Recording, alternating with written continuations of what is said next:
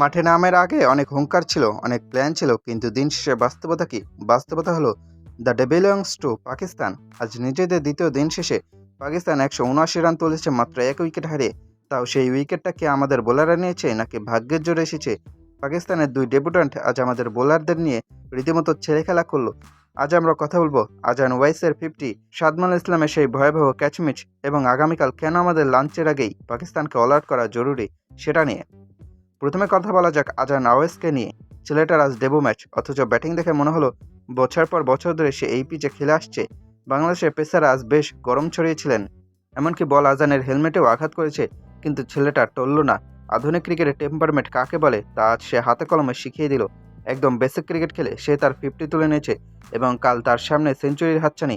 আমাদের বোলাররা dot ball দিয়ে চাপ তৈরির চেষ্টা করছে ঠিকই, কিন্তু আজান সেই চাপটা স্পঞ্জের মতো শুষে নিয়েছে। এখন আসে আজকের দিনের সবচেয়ে বড় টার্নিং পয়েন্টে। আবদুল্লাহ ফজল যখন ক্রিজে তৃতীয় হওয়ার চেষ্টা করছেন, তখন তাসকিন আহমেদের বলে একটা সুযোগ এলো। স্লিপে ছিলেন সাদমান ইসলাম, বলটা একটু দ্রুত ছিল ঠিকই, কিন্তু ইন্টারন্যাশনাল ক্রিকেটে এগুলোই তো ক্যাচ। সাদমান সাহেব কি তখন অন্য কিছু চিন্তা করছিলেন? তার রিয়াকশন ছিল এতটাই লেট যে তাসকিন আহমেদ মাঠে হতাশায় ভেঙে পড়লেন। ভাইরে ভাই, ক্যাচ মিস মানে ম্যাচ মিস। সে পুরনো প্রবাদটা আমাদের ক্রিকেটাররা কবে বুঝবেন? তাসকিন বেচারা জান প্রাণ দিয়ে বোলিং করছেন, আর ফিল্ডাররা যদি এমন গিফট দেয় তবে বোলাররা উইকেট পাবে কোথা থেকে? এই এক ক্যাচ ম্যাচের মাসুল এখন আমাদের পুরো ইনিংস জুড়ে দিতে হচ্ছে। পাকিস্তান এখন ড্রাইভিং সিটে, তারা অনেকটা এগিয়ে গেছে। আগামীকাল বাংলাদেশের জন্য ডু আর ডাই সিচুয়েশন।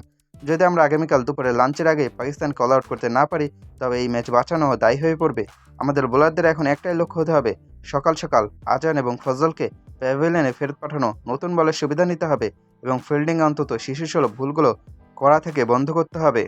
আপনার কি মনে হয় আগামীকালকে আমাদের বোলাররা ম্যাজিক দেখাতে পারবে, নাকি পাকিস্তান বিশাল লিড নিয়ে আমাদের ম্যাচ থেকে ছিটকে দেবে?